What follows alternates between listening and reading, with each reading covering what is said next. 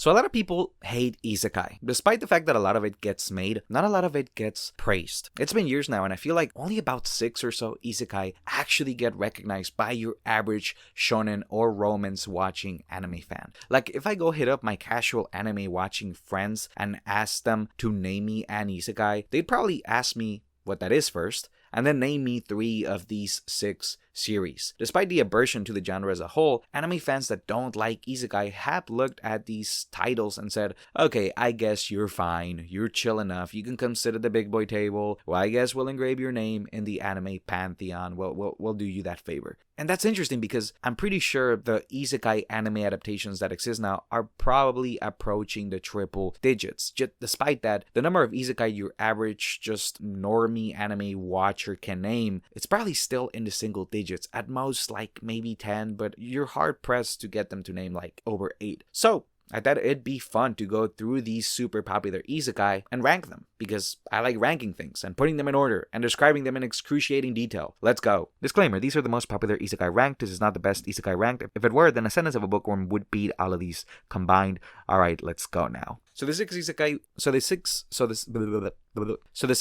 we will be ranking today are Mushoku Tensei, Re:Zero, Overlord, That Time I Got Reincarnated as a Slime, Konosuba, and the Saga of Tanya the Evil. These, according to both AniList and My Anime List, are the most popular Isekai out there, and I agree. The ranking categories we will include here are going to be story, writing, characters, world building, anime adaptation. The maximum points possible per category is 10 for a possible perfect score of 50. And I mean, I feel like all the categories are self-explanatory except for maybe anime adaptations. All this one means is how likely am I to return to the anime over the light novel. As for the difference between story and writing, story is the actual story we're following, the skeletal structure of it. Do I know where this is going? Do I know who the villain is going to be? What the protagonist is going to do? And writing is what's inside. Like, is it convincing? Am I sad when a series wants me to be? Are the fights exciting? Are the dramatic points compelling? That kind of stuff. Okay, let's get to it. I want to keep you on your toes, so I'm not going to go from worst to best. I'm just going to go in alphabetical order. Konosuba, arguably the first isekai to be accepted by everyone. Konosuba was interesting in that it hit the mainstream right before we started getting the poorly adapted isekai slop we would get in later years. So in a weird roundabout way, I feel like it amplified the hate towards the genre as a whole. Here was this wacky series making fun of the core of the genre. These selfish, ridiculous characters with a dysfunctioning camaraderie somehow being more entertaining than your run-of-the-mill isekai. I will admit that despite the fact I enjoyed Konosuba for what it was, the fact it got turned into the series everyone pointed to as the actual good isekai did sour my BO on it a bit. For a while, the average Reddit thread on isekai was, well, the only good isekai is Konosuba because it makes fun of how bad isekai actually is, you know? But excuse me, this is not hater time, and I am an unbiased critic, a professional, a scholar, so let's go ahead and rank it. The story gets a 5 out of 10. Yes, it's funny and subversive, but in order to be that, it still has to follow the usual isekai story beats. The fun comes from the characters not following the story, but the story is there regardless, and the story is basic. I know the knee-jerk reaction is to say that that's not true, but think about it. The funny parts of Konosuba do not come from the story itself. They come from what the characters do with that boilerplate plot. And boy, do they do a whole lot. Hence why I'm giving the characters a 9 out of 10. Characters like Megumi and Aqua are iconic and have been, unfortunately, immortalized in r/anime meme templates. Every side character in the series is a chameleon that can play the straight man or the clown as is needed, and they often do it perfectly. The characters in Konosuba are given a blank canvas of a story to paint into, and boy, do they paint an amusing picture. All the characters manage to effectively make fun of the isekai trope they're based on without being obnoxious. They manage to do something a lot of parodies fail at doing, and that is making the characters endearing on their own. The only reason they don't get a perfect score is because Darkness and Kazuma, they kind of get outshined until much later in the series. Like, let's just be real. While we're at it, I'll go ahead and slide an 8 out of 10 for the writing. Like I said, Konosuba parodies a genre without being obnoxious or disrespectful to that genre. The writing tends to lean towards, wouldn't it be fun if Isekai did this? And not so much, isn't it dumb that Isekai does this? Operating earnestly within a genre while still respecting it is harder than just constantly saying that it's dumb and we should laugh at it for X, Y, or Z reason. The only reason it doesn't get a 9 like the characters is because it's a comedy and not all jokes are born funny. That's just the unfortunate truth. I am gonna have to rain on my own parade here and give the world building a 7 out of 10. No hard feelings, but similar to this story, it's another blank canvas. There are some unique towns that are funny, like that one town where everyone is trying to get you to join the cult or whatever, but again, the fun in that town comes from the characters, not the town. I'm also just not as amused by the wacky town concepts in Konosuba after reading a lot of trashier isekai and realizing a lot of them throw in a wacky town or two, even like the serious ones, because I don't know, I guess no isekai author can resist the allure of writing about weird little isekai towns. Finally, we have the anime adaptation, and this gets a 10 out of 10. The anime elevates every aspect of the light novel. The voice acting and facial expressions alone make it worth watching and rewatching. Those over-the-top facial expressions and screams are to this day my most vivid memories of Konosuba. Okay, so Konosuba's final score is 39 out of 50. Not bad at all, Konosuba. You might just make it to the top. We'll see. Well, actually, I already know, but I'm not gonna tell you for viewer retention purposes. Alright, so next is Mushoku Tensei. Ironically, while Konosuba amplified the disrespect towards isekai, Mushoku Tensei kind of put the respect back on isekai. It proved that it is possible for isekai to be depraved and overindulgent while also being emotionally nuanced. A homage to the decadence of otaku culture mixed in with the belief that everyone is worth redeeming as long as they themselves say so and take the necessary steps towards that redemption. Story gets a 9 out of 10. Mushoku Tensei's story is bold. It's not afraid to break isekai tropes frequently, and no, I don't mean by giving Rudy ED. From the initial separation of the family to the way Eris and Rudy separate to when he slowly but surely reunites with everybody, it's all executed in a satisfying way. Mushoku Tensei is surprisingly patient for an isekai. It's not afraid to hold off on a satisfying payoff for volumes at a time. One of the few light novels that utilizes the concept of a long-running book series to its advantage by spreading the story out over decades. Next, characters. 8 out of 10. I think it's safe to say every character in Mushoku Tensei is memorable. The series had a late start in the anime fandom, and even then, the three main girls are about as iconic as all the others in this list, like Albedo and Ram and all that stuff, right? Moreover, the character writing in Mushoku Tensei challenges you to like certain characters, which is weird and not really like any other isekai out there. Rudius himself is awful, but also endearing, and the series is not afraid to tell you that it's fine for him to be these two things at once. Despite the eventual harem forming, all three main girls are fleshed out a whole lot more than they would be in other isekai, especially on the emotional front. The side characters are technically not unlike anything from any other isekai, but within them there is a couple little quirks that make them so much more fun and endearing. Again, otaku decadence. They aren't great people, but they are fun characters. Okay, so the writing gets a 9 out of 10. By far the most effective part of Mushoku Tensei is what a good job it does at portraying emotions, more specifically pain. A huge linchpin of Rudy's character is the crushing insecurity he carries from his past life that he buries deep down by playing the role of the naive, indulgent isekai protagonist. And when that buried pain comes to the surface, it hits. You feel it in your gut. In my opinion, the whole yin and yang of indulgence and redemption hinges on Rudy carrying that weight around and it rearing its ugly head every couple of volumes. The world building gets I said that like it's a building made. Okay, whatever. The world building gets a 7 out of 10. A little underwhelming, yes, but I don't know. My metric for good isekai's world building has been skewed a fair bit from all this stuff I've read. It's just hard for me to be impressed by world building because so many isekai authors do it so well. In fact, it tends to be the one saving grace of a lot of isekai. It technically does have better world building than your average isekai, but series like Ascendance of a Bookworm, Torture Princess, The Faraway Paladin, and The Executioner and Her Way of Life blow it out of the water. It's just not anything I would hurl as the thing that makes the series worth reading. Finally, we have adaptation, and this for me gets an 8 out of 10. All around solid, fantastic animation, good voice acting, great pacing, fight scenes are well choreographed, and it did not shy away from some of the graphic stuff that is vividly described in the light novel. I have no complaints, but I'm also not gonna choose it over the light novel. I do still think the core of what makes the anime great is based on the light novel. It's still coming from there. And while the anime does the light novel justice, I would still probably go reread the light novel or even the manga before I rewatch the anime.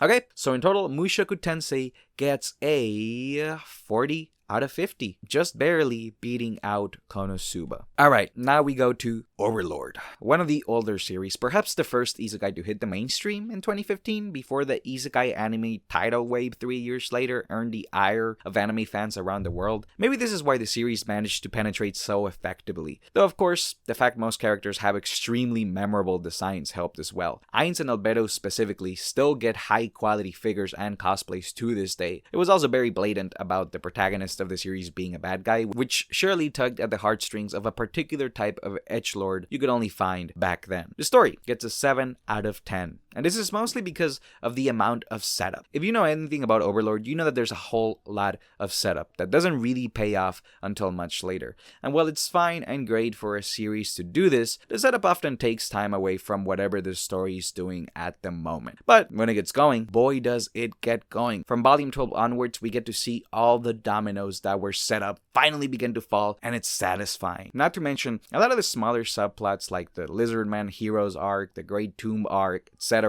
they're all entertaining on their own, and usually where we get to see the author really flex that writing muscle, switching perspectives from an isekai fantasy to a traditional one. The characters get a 9 out of 10. Look, I'm not gonna sit here and say any of the characters in Overlord are on the level of emotional nuance as other more prestigious light novels, but they're memorable. Like, Overlord arguably has some of the most memorable characters in isekai, aside from Tanya. Part of it is based on the designs alone, yes. Sobin is a fantastic artist, but the personalities assigned to each character are charismatic and easy to remember. From Albedo to Sebas to the twins to Shaltir and Evil Eye, even the human characters we encounter can be amusing, if not a little more plain. But it's that plainness that juxtaposes with our Godzilla-like overpowered characters from Nazarick. It's the oldest trick in the anime book. Give a character a crazy design, a super over-the-top personality, and a dash of charisma and profit. The one point I knocked off is because Ainz, to me, is one of the driest protagonists out there. Yes, I know there's a reason for it, and the payoff to that, again, is cool, and that moment of realization that Ainz has actually been slowly shedding all traces of humanity is cathartic, but we get that in full like 12 volumes into the series. The writing gets an 8 out of 10. Overlord is written in the third person and has a surprising amount of perspective switches. The words used to describe the world, atmosphere, all that stuff is as effective as any solid Western fantasy story out there. The core of Overlord's appeal is that all of our main characters are alien to this fantasy world. Their logic, their powers, their personalities don't fit in and aren't meant to fit in. And the writing often conveys that very effectively. Earlier I said the story could be a drag, and the only thing that keeps the momentum going, the only one thing that propels you to finish each volume, is that vivid and rich writing. And the way that writing plays with the world building, which I'm giving another 9 out of 10. Like I said, the writing feels like Western fantasy writing, and the world building feels like Western fantasy world building. Again, shout out to Sobin for the stunning art. In order for wacky characters to juxtapose this fantasy world effectively, the fantasy world has to be robust, and it is. The intricate details, the different kingdoms Ainz eventually visits, the types of monsters roaming about, the types of spells, class systems, all that stuff is a great combination of that cartoony video game isekai world we now know so well, and a dry, gritty fantasy world that has existed for decades.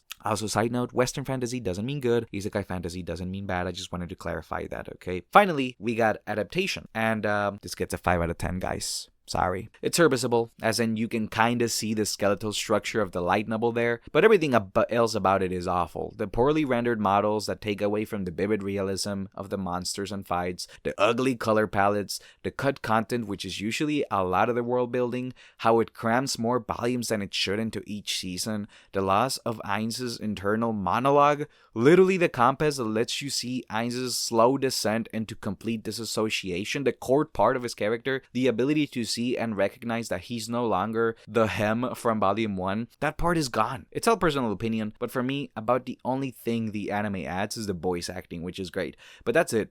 Don't get me wrong, I've still followed along, but I haven't been happy about it. And so, Overlord gets a 38. Unfortunately, this puts it at the bottom of the list for now. But don't be mad at me, okay? I love Overlord a lot, but that anime, I cannot find one good thing that is good about that adaptation.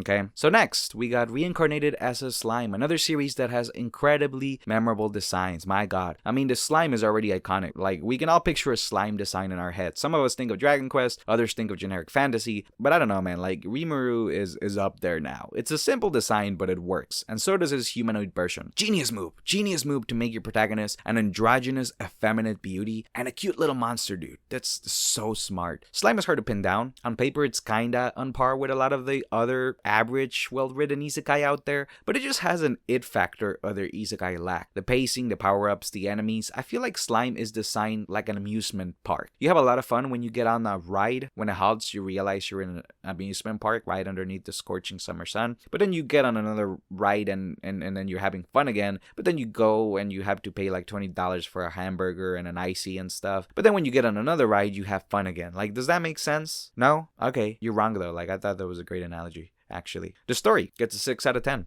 I'm gonna be real, I really tried to bump this up higher, but I couldn't. Because besides the arc where Rimuru commits a couple war crimes, I don't know that there's much of a story here. Yes, Rimuru does do things and stuff, but he kind of just does things and stuff. The setups are relatively straightforward, the power creep is off the charts, the fights he has are cool, and so are the wars his army and him eventually have against other people. Like, that's the appeal of this story. The fact that every now and then we get a lot of these characters showing off just how badass they are. And that's fine. I actually love that part of the series. It's what keeps me reading, but yeah, like, the story by itself is not that memorable. The characters get a 7 out of 10. Similar to Overlord, the characters have strong design, strong personalities. I don't need an epic tragic backstory. I just need to find these characters chill and cool, and that's exactly what the series does. Would I own an expensive Rimuru figure? Yes, I would. Would I own an expensive Mirim figure? Yes, I would. Yeah. Would I own an expensive Hinata figure?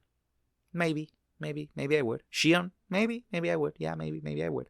The reason it gets a lower score than Overlord when it comes to the characters is because there are less of those characters. The cool factor of each character falls off exponentially once we go outside the 4 characters I mentioned. Oh, and Beldora. Sorry, Beldora. I didn't forget about you, I promise. The writing gets a 7 out of 10. Fuse, I don't know how you say his name, is not bursting out the thesaurus for slime, but the writing can be flexible. The slice of life scenes are relaxing, the action scenes are exciting, the villainous monologues are funny, and of course that one arc where Rimuru commits a whole lot of war crimes does have some cool moments, like seeing the massacre from a soldier's perspective. It does, however, falter massively in the drama department. I know it's not that kind of series, but the drama is there, so I have to rate it along with everything else. The author included the drama. Don't blame me. I just feel like the author writes the dramatic scenes not believing that they're dramatic. He writes them knowing he's gonna resolve this issue by the end of the volume, and I never believe the drama either. Like, it feels like padding. When I was going through the series, I kind of started checking out as soon as the conflict for the volume was introduced, because I knew it wouldn't be anything Rimuru couldn't handle. The main reason the score isn't lower though is that each volume is a self-contained arc. You can pick up a slime volume knowing all loose ends will be tied up by the last page, and that's something a lot of light novels should learn to do better, honestly, because over here in the United States, we're getting these things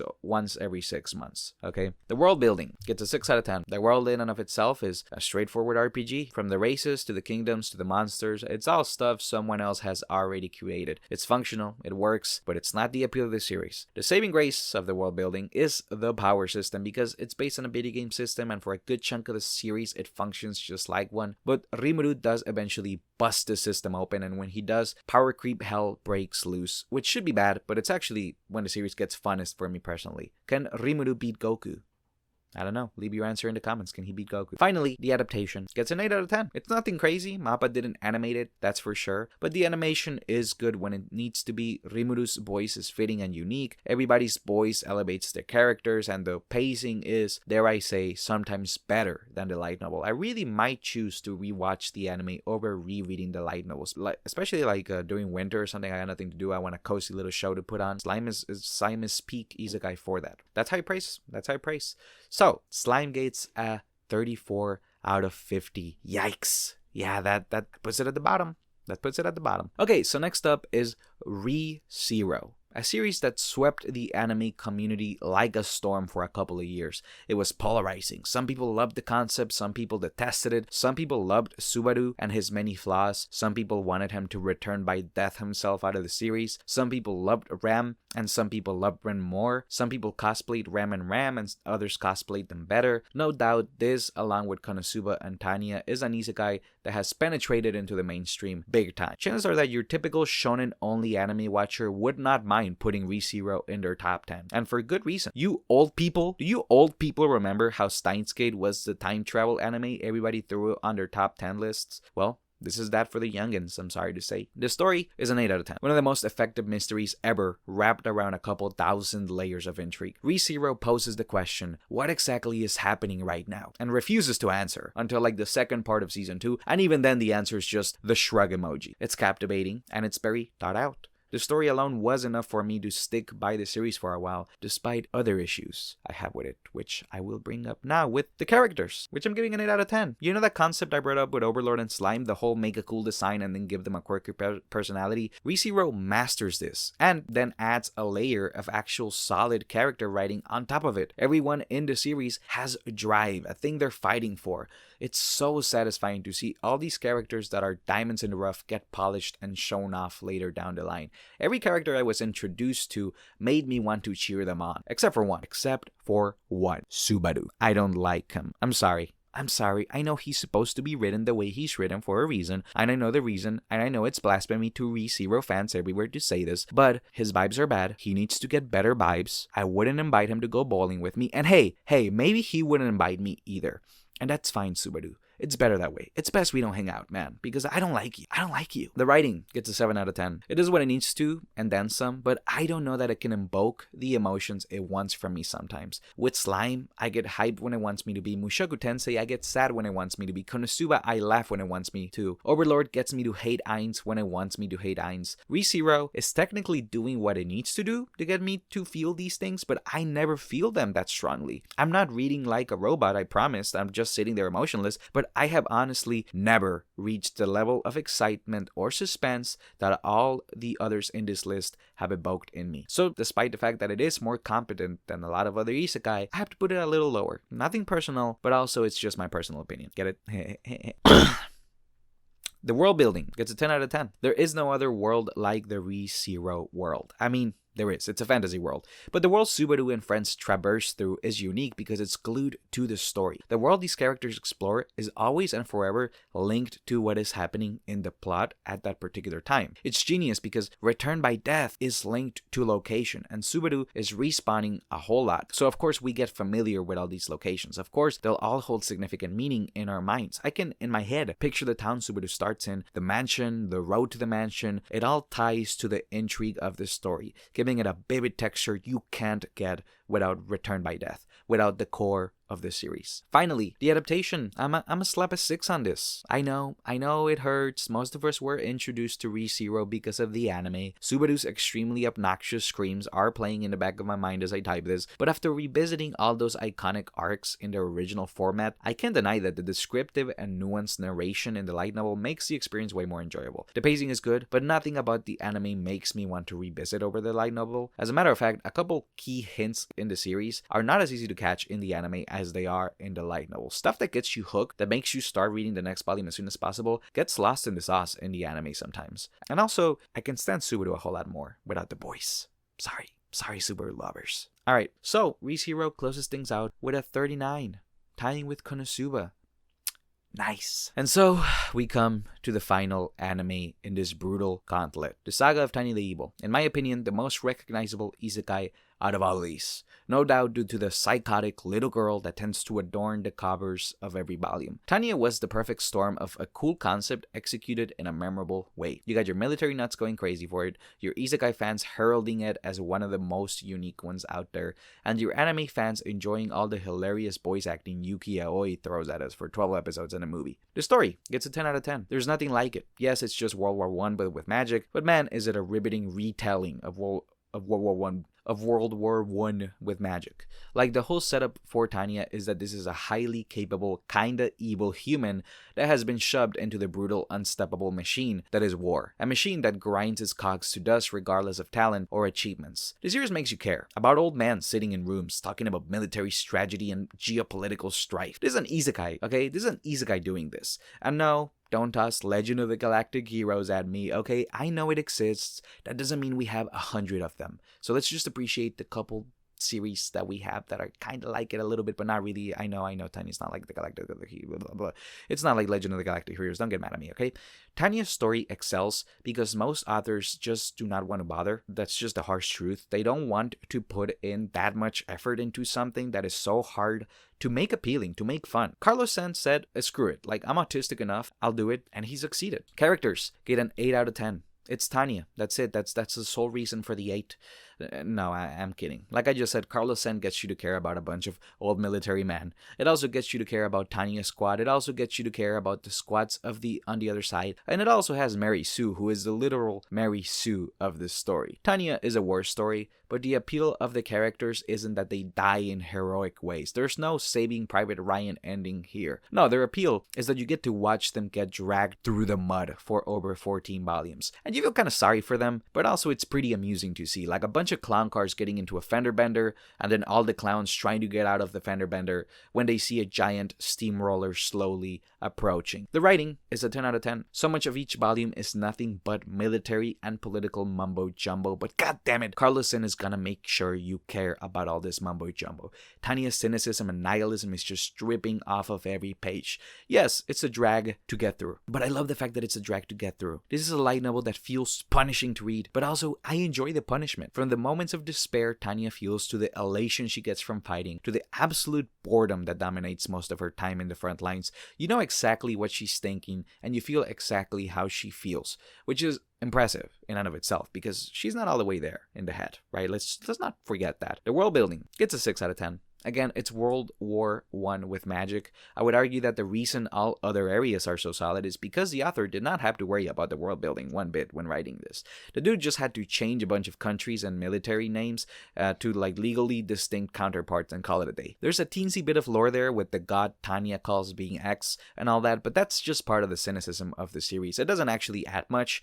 Yeah, the battlefield is very vivid, but that's more so on the writing. The battlefield is vivid because it's from Tanya's point of view, not because this is a mind-blowing fantasy world. Finally, the adaptation. I had to think long and hard about this one because the anime is nothing like the light novel. The anime is a whole lot of yelling and explosions and people freaking out and Tanya fighting, so I think I'll go with a 7. Yeah, it's nothing like the light novel, but the light novel would not have worked as an anime. So the move of making it into more of an action series is smart. The people that want that can go watch the anime, the people that only want the serious stuff can go and read the light novels, and the more hardcore fans like myself that want both, we can just go consume both. It's worth noting that the manga is even more over the top than the anime, and it does also incorporate all the military and politics stuff from the light novels effectively, so if you do want both, go read that. And so, Tanya gets a score of 41, beating out Mushoku Tensei as my personal, in my opinion, just my opinion, not yours, not your opinion, my opinion, best isekai of all time, best popular isekai of all time, best popular isekai of all time. Okay, so the ranking is Tanya at 1, Mushoku Tensei at 2, Konosuba and ReZero tied at 3, Overlord at 4, and Slime at 5. I don't know about you guys, but I think that's fair. I'm pretty satisfied with this list. Put yours down in the description. Like, how would you rank these? How would you rank these incredibly popular isekai? I'm curious to know. All right. To close things out, please remember that I love isekai in general. So this ranking means nothing because I probably, and I'm being fully serious when I say this, I probably like Isekai's smartphone more than all of them combined. No, I'm joking. Or am I? Am I joking? Alright, guys, this took way longer than I thought. Like, I did not expect this to take this long. So, please like the video. Even if you're mad at my opinions, like the video. Okay, bye.